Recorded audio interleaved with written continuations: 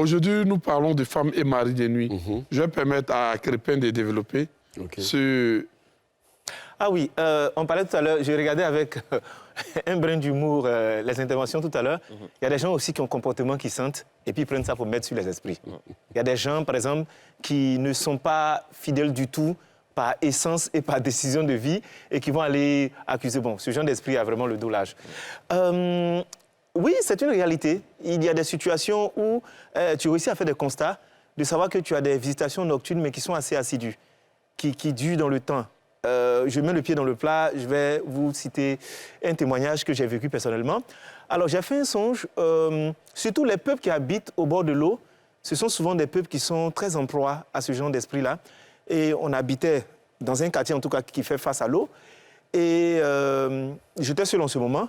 Et la nuit, dans le rêve, c'est comme si je sors des toilettes et puis je trouve des jeunes filles au salon. Elles étaient 2 ou 3, 2, je crois bien. Donc, je les salue, je dis, mais qu'est-ce que vous faites ici? Elles disent, ah, on est venu te voir, hein. Comme tu es seul, on est venu te voir. J'ai dit, mais sortez de chez moi. Et il y a une qui a voulu faire, Jean, elle va me séduire d'une manière là. Et j'ai prononcé le nom de Jésus, tout ça, et elles ont couru pour sortir. Et j'ai commencé à les poursuivre. Tu vois, donc je les poursuis dans le couloir jusqu'à... Et elles sont allées plonger dans la lagune.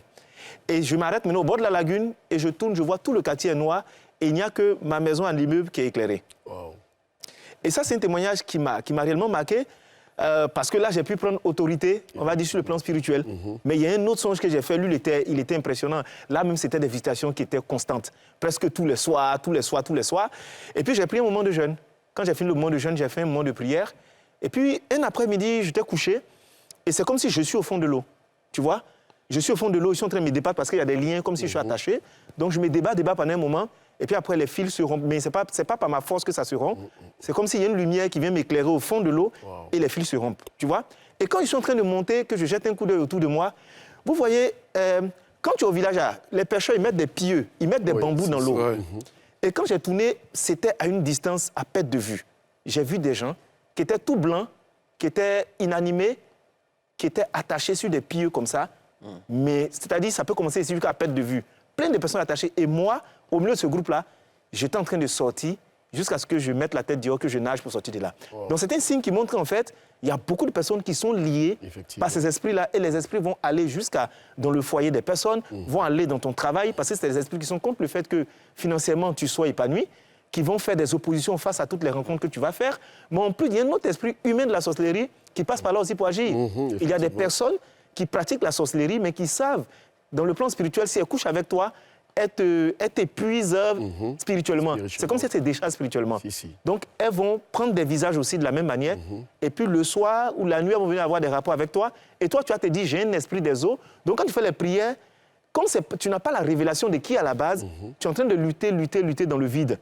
Et pourtant, la personne peut être même une personne de la cour, une personne de la famille, une personne qui t'apprécie et qui passe par ces moyens-là pour pouvoir prendre une dimension spirituelle au-dessus de toi. Donc, il y a tellement de cas, il y a tellement d'histoires qui sont liées à l'homme de Dieu. Oui. Quelles sont les origines de femmes et maris de nuit? Est-ce que tout vient de la famille?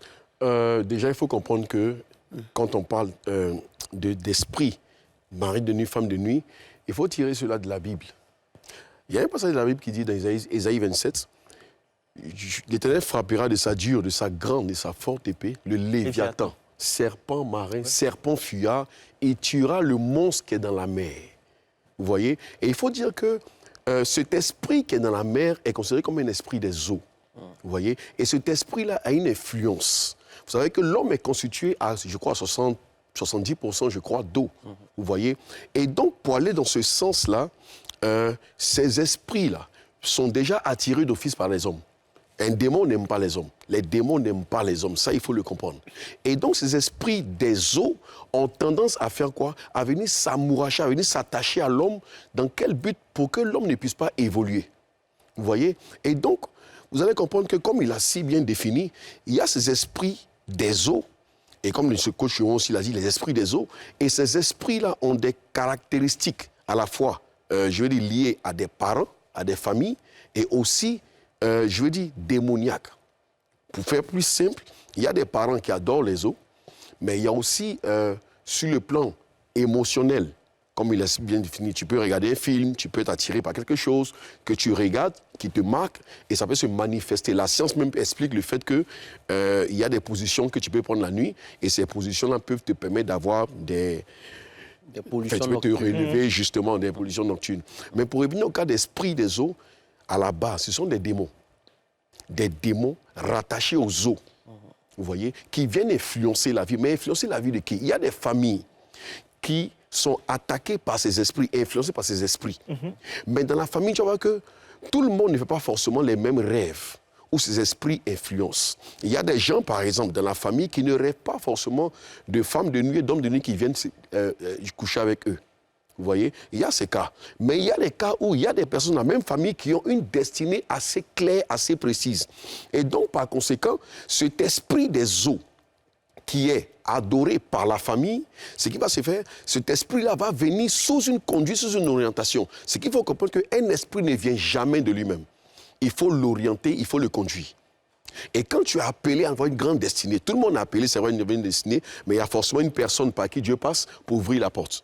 Donc ces esprits-là qui sont adorés vont être orientés, soit par un homme, soit par une femme, afin que, en disant quoi, mon fils qui est là, cet enfant-là, il est amené à devenir grand plus tard. C'est ça. Donc ce qui se passe, c'est quoi? Cet esprit va venir dans le but de l'épouser spirituellement. Il y a des esprits qui épousent. Il va venir être comme une femme que tu verras en rêve constamment. Des fois, on peut avoir des rapports. Par moment, on peut ne pas avoir des rapports, mais elle est constamment là. Elle est constamment présente. Mais elle ne vient pas tout le temps. Les moments où tu la vois, c'est peut-être parce qu'il y a un projet qui est sur le point de se réaliser, et là, tu peux la voir en rêve. Tu la vois comment? Physiquement ou en rêve? En rêve. Oui. Elle vient en rêve. Oui. Tu vois, elle peut prendre l'image de quelqu'un. Ou du moins, ça peut être une image que tu ne connais pas.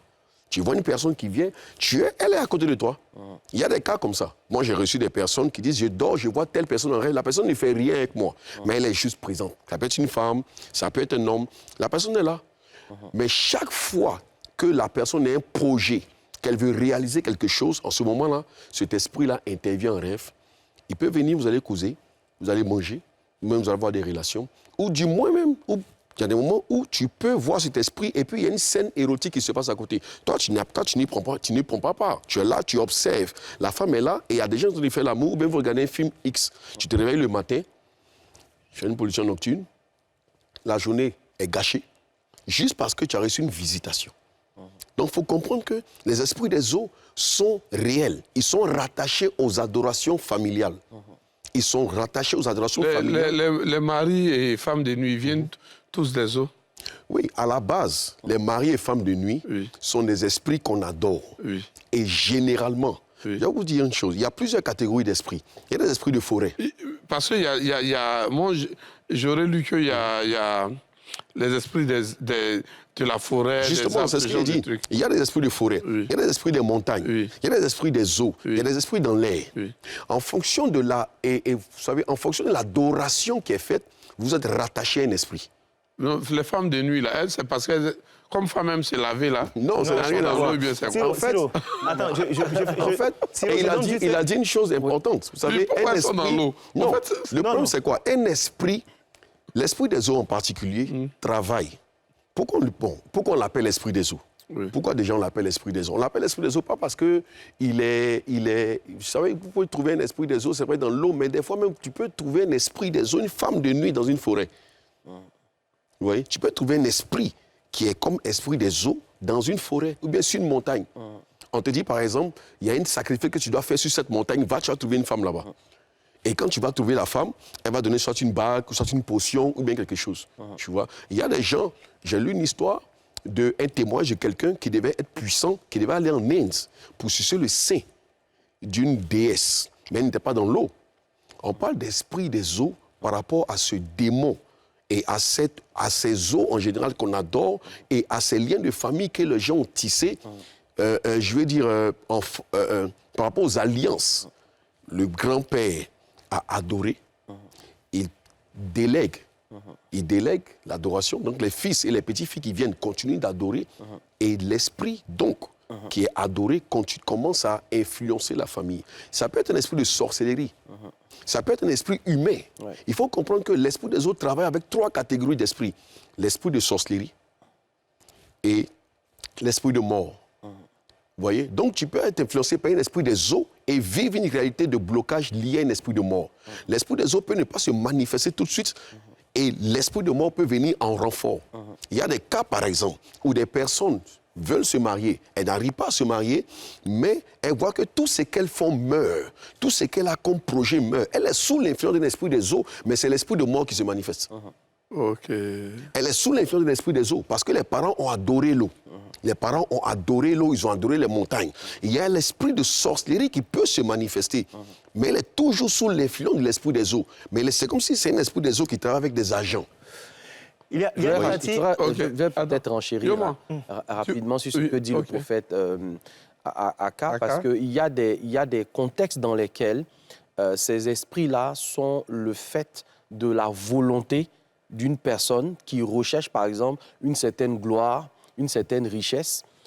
Vous remarquerez, par exemple, que dans ce contexte-là, la personne peut, sous les recommandations de personnes spirituelles, aller faire des invocations ou des imprécations en bordure d'eau. C'est ça. Et ça, généralement, on le voit à Port-Boué. Pour ceux qui sont dans la zone de Port-Boué, Bassam, etc., les lagunaires. Et on voit aujourd'hui le cinéma rend vraiment, je vais dire, met à la lumière cette histoire de sirènes.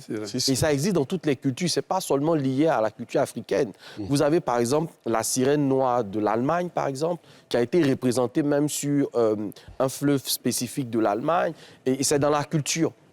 On parle alors de l'esprit de Mami Wata, par exemple. Vous voyez, c'est des catégories, en fait, d'esprits des eaux, donc de sirènes des eaux, qui peuvent, elles, être invoquées, d'accord, pour venir, en fait, apporter une certaine richesse. Effectivement. Donc, c'est des richesses, en fait, qui sont contenues dans ce qu'on appelle le fond des mers et que cet esprit-là vient apporter. Dans ce contexte-là, la personne est consciente de la visitation. Et dans ce contexte, la visitation n'est pas tous les jours. C'est des jours spécifiques de la semaine. Ça peut être les mardis, ça peut être les vendredis. Mais à ces moments-là, la personne va prendre des dispositions, manger des repas spécifiques. Par exemple, ils vont lui faire des repas particuliers qui vont en fait favoriser la présence de cet esprit-là. Donc la personne sait dans quel type d'alliance maléfique elle se trouve et à partir de là, ça peut être des personnes qui décident de ne pas se marier, qui vivent seules, mais qui sont hyper riches.